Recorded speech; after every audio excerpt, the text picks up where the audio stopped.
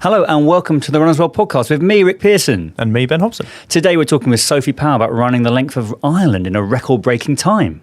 Hell of a thing. It is a hell of a thing, yeah. Yeah. 350 miles, very little sleep, and just over 3 days, I believe. So, fair play to her. Listeners will hear all the reasons why she did it when we talk to her. But what I'm going to say is I like the fact that a lot of this was personal. There's family connections to Ireland. She wanted to do it for a certain reason, not just the record, but there was a real backstory to the reason why she wanted to do it. And that, I think, is somewhat missing sometimes in these grand adventures that people start doing. Agreed. Yeah, I think there can be a lot. There's a lot of these running events now, aren't there? Or running challenges. When there's a kind of personal reason, it gives it a bit more meaning. Yeah, exactly. And I think that she's obviously done the record. Kudos. Yeah. Yeah. But she elaborates more on what it was actually meant, what she really wanted to achieve with it, and I think that's what's important. Does it make you want to attempt a multi-day adventure? Absolutely not. You? I mean, I love the idea of like a multi-day adventure, but I just don't think I've got the hunger to be so sleep deprived. So this is it. So I think a multi-day adventure where I get more than 20 minutes of sleep, 100%. Sign me up. It's not going to be a record breaker, but I'm all for it. Like if it's like, here we go, we're going to run all day, we're going to sleep for 4 hours or something. Do you know what I mean? Like that sort of stuff. Yeah. Crack on when the sun comes up. Yeah, great, let's do it. Not, as Sophie describes, collapse onto a mattress in a dry robe and then wake up 10 minutes later. Yeah, that's the sort of brutal reality of breaking records, isn't it? Yeah. But, so that's the difference. Yeah. No, well, it's each to their own. But yeah, no, great to have her on. I mean, she's only been, I think she only finished it, 4 days ago. So it's a pretty great to get out in person. The repercussions of such an event are still quite obvious. Sort of shuffling around a bit. Had to have her feet up to stop them from tingling. So there's the glamour of achieving a record, and then there's all the aftermath and everything like that. So that's true. No, but it's always a pleasure to talk Sophie. Well, let's bring on our guest of the week. Yeah, let's do it. Guest of the week, here in the studio. Guest of the week, sometimes on the phone. Could be an athlete, could be a physio, or a complete unknown. Right. Sophie Power, welcome to the Runners World podcast. I hope you took the lift up here. For once, you don't have a choice here, actually. Yeah, it's true. Yeah, third floor. It's quite cruel, isn't it? After running the length of Ireland, come up on the third floor and take the stairs, please. I feel like I should paint a picture. Most people come into wherever we're recording and they sit down and the mic's mildly sort of in the way and they're not quite sure. Sophie's got her feet up on a chair. Yeah, they hurt. Possibly horizontal. Going to be horizontal by the end of it, I think. So Sophie's saying that your feet increased.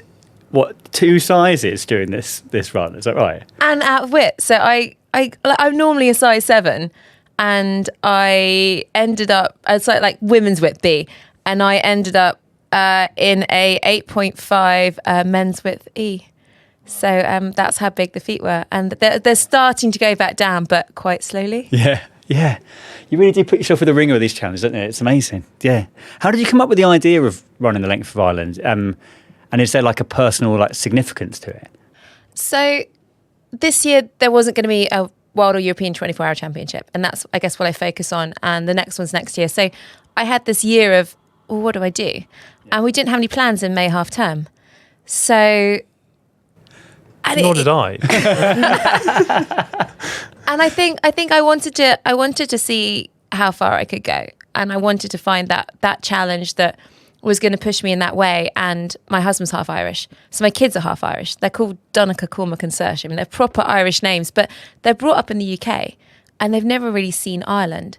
So for me, this was an opportunity for them to see the country, and 2 of the boys came the camper van, and my daughter stayed with the grandparents down in Cork, and see the country. It's a great distance, and I think it's the limit on the distance that you can do with 30 minutes of naps before you have to go into the treating it as a multi-day. Okay.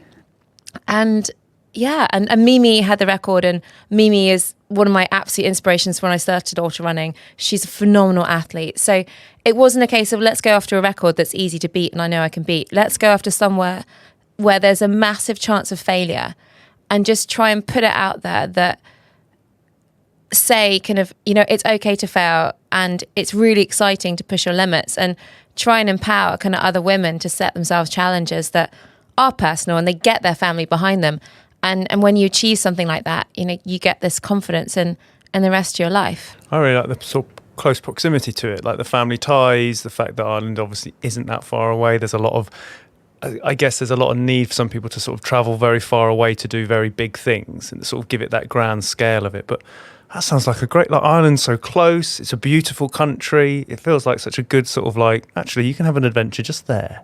I think they're often more personal. I think about people who set challenges and it's like, well, I'm going to run to work. And that might be over 2 days. I'm going to cycle to kind of my aunt's house, and that's like in a different county. And I think they're actually far more personal in the end because they mean more, and that distance. And we don't have to fly around the world to have an adventure. We could go, Ireland's, we had to fly to Ireland, but you can do things on your doorstep that are just as meaningful. And what's great about it was that it was in Cork at the end, and John's family's there, and I felt the whole of Cork was behind me because so many people were on the tracker, and we had all these schools lining the streets cheering, and people popping out kind of bushes with ready to run with me. And then it actually ran through the town that my husband's dad's from, Kilmallock, and loads of his family congregated there from different parts of Ireland to meet, and it was just such a family affair that it means so much more because of that, and to the family, and kind of going forward. And my sister-in-law Karen kind of came out, my nephew came out. It just brought us all together in a way that not many things do nowadays. Yeah. There's some videos of you training for this, and some of the strength training is amazing, including the something that you're doing with your neck as well. We kind of it looks like kind of boxing training. Can you tell us about your attitude to strength training, how important it is to you, and how you kind of fit it in your week? So for this, strength training was just as important as run training. Okay. I think we had to look at, when you look at a challenge, it's a case of why would you fail this challenge? And it wasn't going to be my running ability. It was going to be one part of my body was going to break down. And I did get a knee injury 150 miles in because of the real camber on the roads, and we had to strap it up for the last 200 miles. But for me, my neck collapses a lot during, I got a bit of a straight neck from carrying my daughter for too long. And so that's always collapsed during a 24-hour towards the end. And if that collapsed, we had neck braces with us, but we knew that was one of my main weaknesses. So my trainer, Brendan, kind of devised a strength training routine where I had a big harness on my head and I was kind of doing nods up and down with 12 kilos on the end. And things like kind of hip flexor, kind of really heavy hip flexor raises, because we know that they tighten up, and really just taking all the parts of my body, looking at the kind of whole posterior chain and making me a stronger unit. That's far more important in something like this than being able to run fast. So the training, there was less of the speed training, more kind of longer back-to-back days, but kind of 2-3 big strength sessions on very specific exercises, just to make sure that I didn't have those weaknesses. Yeah, wow. Yeah, over that, the amount of time, as you said, your sleep was limited. You didn't want to you just broke it down into being basically moving. I think I read it was you got 2.5 hours sleep for the whole thing, right? So that amount of time on feet and effort and all that sort of stuff. The smallest of things like weaknesses that might pop up, and that'll be the bit that breaks you down, right? That sort of just constant moving for 3 days. It's going to be that. It's not going to be your running that stops you. No, and it's looking at your kit as well. So kind of nothing can rub. And there was kind of chafing by the end, but it's really looking at kind of everything, like blisters on the feet. I only got one blister. After 50 miles, I started in carbons, and my 24-hour carbons, thinking I can run 24 hours in these. And then I hit the Irish roads and realised, yeah, the Irish roads don't look much like an athletics track. Yeah. So I switched to the Ghost Max and a big, massive marshmallow shoe that are super cushioned, super comfortable, and got one blister. And I knew that if I stayed in the carbons, I wouldn't have finished. So thinking about what's really comfortable, what is kind of helping you have that really smooth stride, what is just helping you along, and thinking about kit every part of the way, and then changing shorts as they got drenched. We had 2 days of torrential rain, and then I just got bored of changing my shorts, so I just thought I'd just let them dry out. Just be wet. Just be wet. Can we talk about the sleeping strategy then? Because it was just over 2 hours of sleeping in three and a bit days. It's not a lot. What did that look like on the road? I think I knew if I was going to try and break the record that I couldn't sleep anymore. Okay. And I wanted to give myself that buffer, and I needed it on the last day when I got heat stroke. So the first night I'm used to running through the night. Okay, yeah. Because I'm used to 24s. So I laid down for 20 minutes and didn't get to sleep and thought, this is rubbish. So then like kind of when dawn break, I got another power nap. So it was 2 30-minute naps on nights 2, nights 3 in the camper van. And then lots of 10-minute power naps. And just when I felt I needed that power nap, and I saw the camper van outside the road, Kate Strong was on a bike next to me for up to 18 hours a day. And she'd call ahead to the camper van and say, just chuck the mattress outside. And I get there and they put a dry robe on me and I just flop on my belly onto this kind of camping mattress and get 10 minutes sleep. And then, I take the caffeine gel just before I went, because caffeine takes 10 minutes to kick in. Right. So caffeine gel, flop, 10 minutes, go running, and you've got that double hit, the caffeine and the nap, and you can survive kind of another 8 hours. Sleep is amazing. When you're that tired, literally as soon as you're horizontal, you're asleep. It's incredible. Yeah, I mean, there's no choice in the matter. So just before we started recording, Rick asked you if it was the hardest thing you'd ever done. Was it the hardest thing you've ever done? Yeah, I mean, beyond... And you've done quite a few things. And we can paint the picture. We're talking about something done like the UTMB, the Spartathlon, the spine fusion. Yeah. They don't come anywhere near close. I think it's different because I wasn't racing the spine fusion, the summer spine. Okay. I think 3 nights is the most that I, anyway, could go through with the half-hour sleeps and the naps. And I think it's only now I'm looking at kind of Phil Hill's kind of photography of me on the last day where I've got the heat stroke, where I'm absolutely out of it, that I really think that's my limits. Okay. And I obviously could have gone faster without the heat stroke, and you think, well, where could I have made up time? But in terms of how I push my body, that's it. That's what I've got. Yeah. Quite satisfying to learn that though, because I think most people probably go through their running career not knowing that, maybe, or being worried to sort of explore like the limits. And do you feel like maybe female runners might be less inclined than men? That's one of the reasons that some people give for some of the ultra stats, is that men seemingly don't realise they're as likely to fail as they are, and women might be more concerned about that possibility. Yeah, we definitely see that with She Races, and we see that the races that are getting more female participation are the ones that, the 50Ks that put a 25K in, and then the next year they get 50% on their 50K because women have stepped up like that. And yeah, I think we are more sensible. I mean, if I'd honestly known the terrain and I'd known the roads and looked at this properly, not sure, because when you look at Google Maps, it underestimates the elevation by it's by kind of like 50%. Oh wow! Okay, so yeah, would I have taken it on? I think it's really exciting to do things that you can fail at. I think that's what I've learned, and I was embracing the fact that I would likely fail. It's a Guinness World Record. Yeah. And you're not going to break them every time. It could have taken me 5 times to break it. I was willing to go back a second time, I think, before I started, because I think it really captured my imagination. Yeah. But I just don't, I think limits. I also think that to get to your limits, you have to have a very strong reason to go to your limits. And I think if this was just me trying to set a record, I wouldn't have set the record. I wouldn't have got anywhere near finishing, because there are so many opportunities to quit. But seeing how hard my crew were pushing, kind of Nick and Letha and Kate and Phil, and then my husband John were pushing themselves to their limits. And it was when the kids started coming out, and you start meeting people along the road, and the crew are sharing messages with me on socials about how the narrative is really resonating, and all these women are signing up for challenges they weren't going to sign up for. That it just became very different. It wasn't about me against a record. It was about, I genuinely felt that there were thousands of people willing me on, and you had runners coming out saying, we've been dot tracking you, and the school's dot tracking you, and everyone's dot tracking you, and we just willing you on. And I don't think without that I could have got to the end, because I'm not really bothered about breaking records. The actual breaking a record isn't meaningful to me. It's more about the impact that me having a go is, and that's what drives me more. Yes, if off the back of this you get your record, but no one come up to you and said, "Oh, you've made me do this," it'd be a bit like, "Oh," but if someone comes up to you now and says, I saw you doing the Ireland run, and I've now signed up to do my first 10K.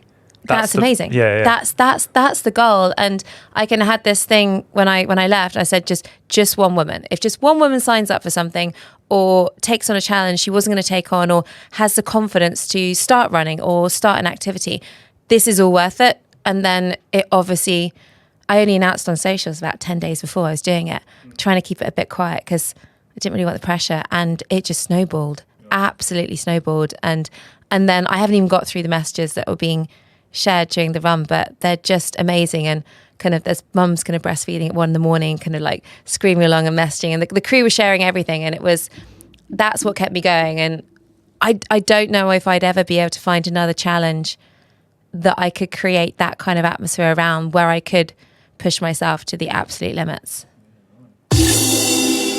This is the Runner's World podcast.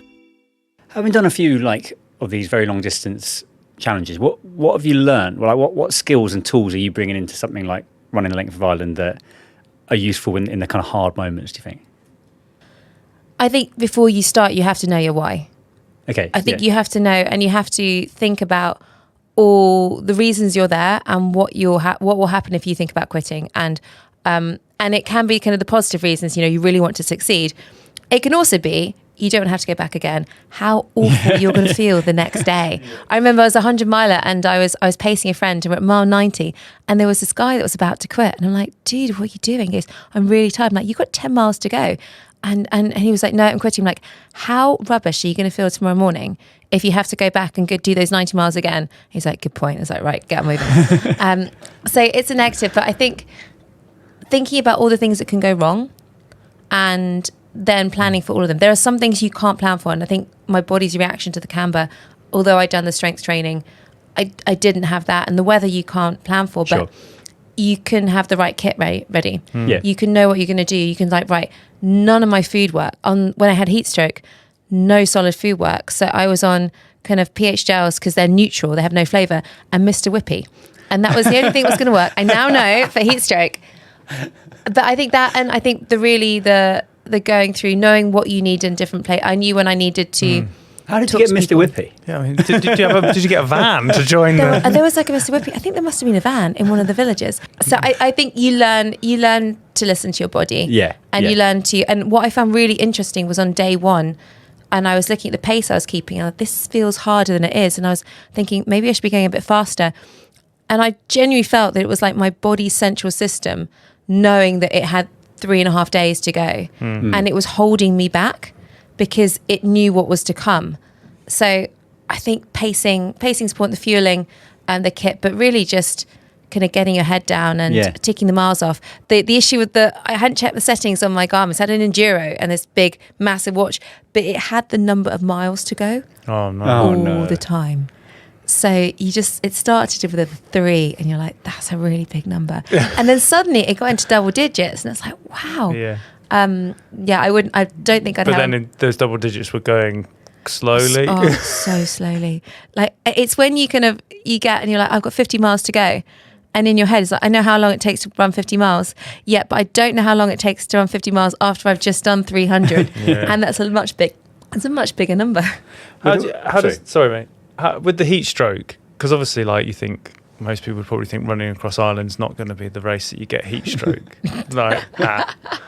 How did that? Have you ever had heat stroke before?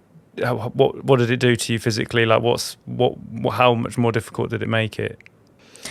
I mean, you have to slow right down, and your body slows itself down.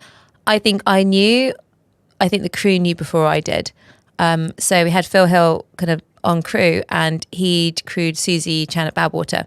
So he was straight into kind of heat protocols, and I had I brought an ice bandana because I thought, well, I'll just chuck one in. Thank God I chucked one in. They were kind of putting water over my head every 15 minutes, really trying to keep me cool, trying to run as much in the shade as possible. I can see in hindsight in the photos, it's really obvious.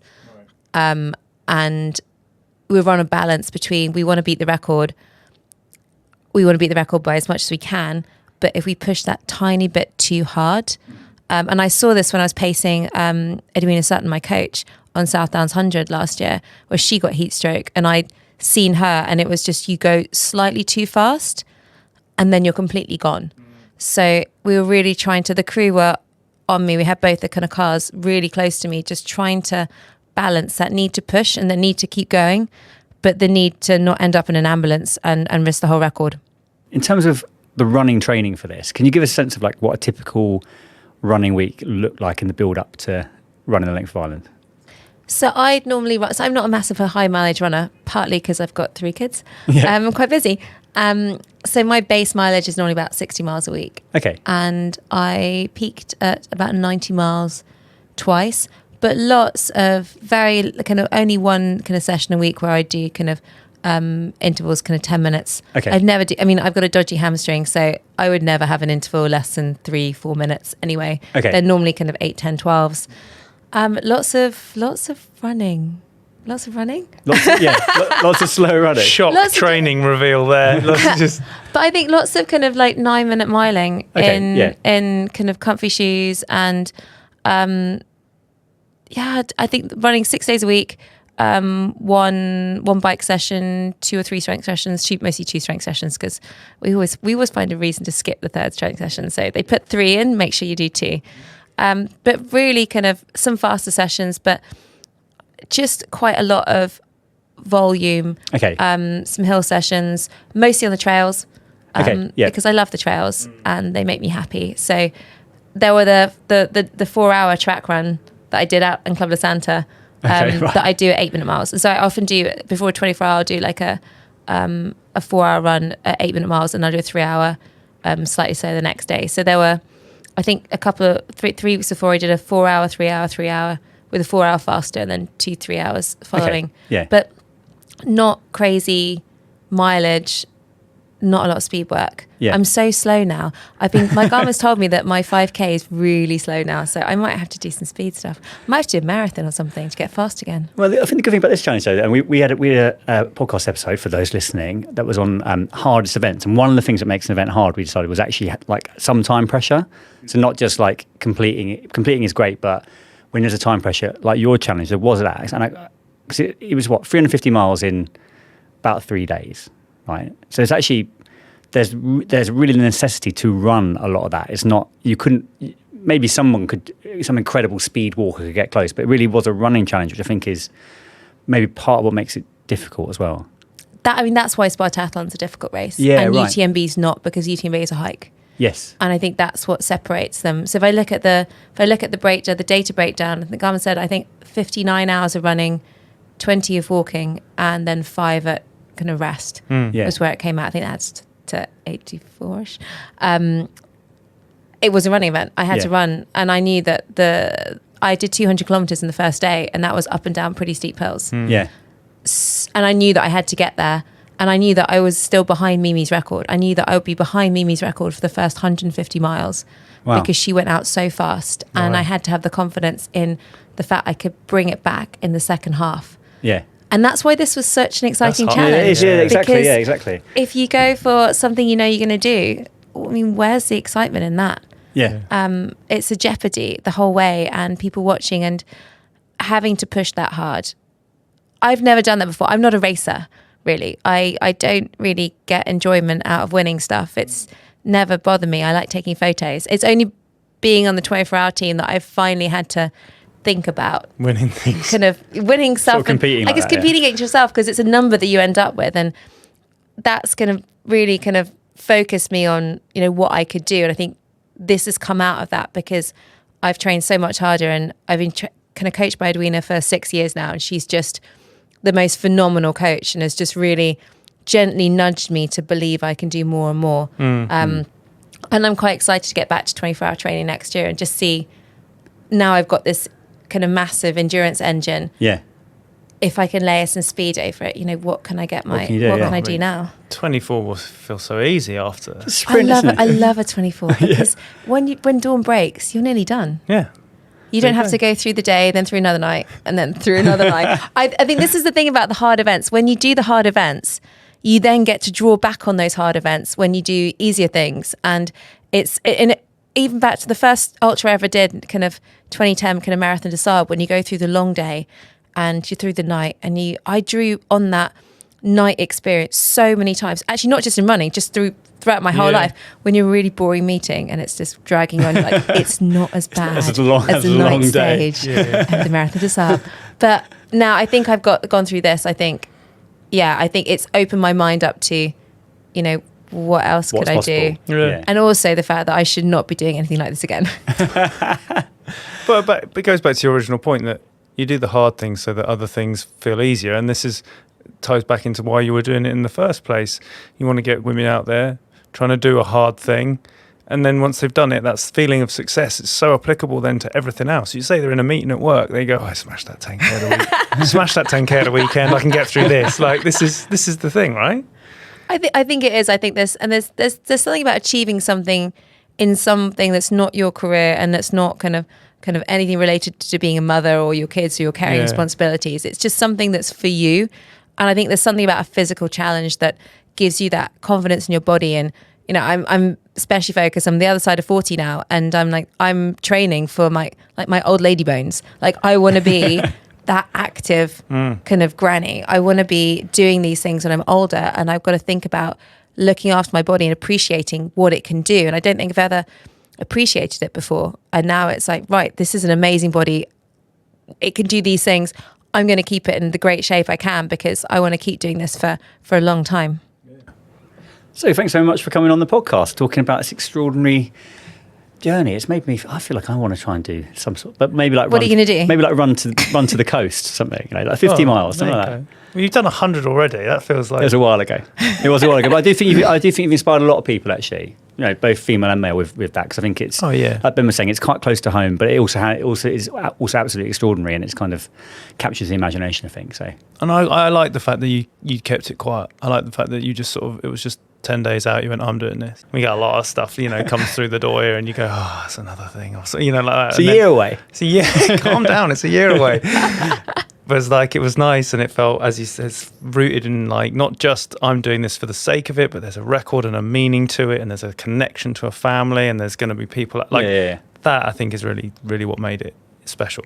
That's what's made it special for me. I think when the kids came out, there's like proper big ugly tears of these kids coming out and cheering by the side of the road, and it's so emotional to know that you've touched someone else. And you know, if that can't keep you running, then nothing can. So I think it's the learning is like finding something like that that's going to keep you going. And the thought, like UTMB, was the fact my 3-year-old wanted to cross the line. Yeah.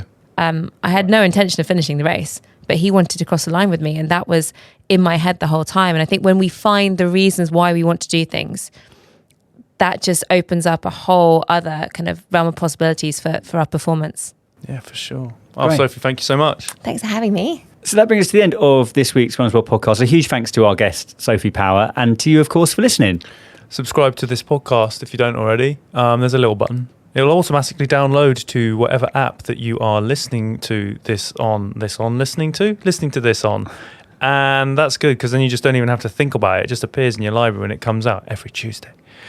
Also subscribe to the magazine. Google Runners World UK subscription. Head over to the Hearst Magazine's website. You can get it there. You'll get some sort of introductory offer because you're not a subscriber already, because you can't subscribe twice. Well, you can't actually. No, that's not true. You could subscribe twice, because then you could give it as a gift. The gift that keeps on giving. That's a nice idea, isn't it? Subscribe twice to the magazine. Once for yourself, once for a friend. Once for your left foot, once for your right. Oh, all right. There we go. Thank you so much for listening. You will hear from us next week.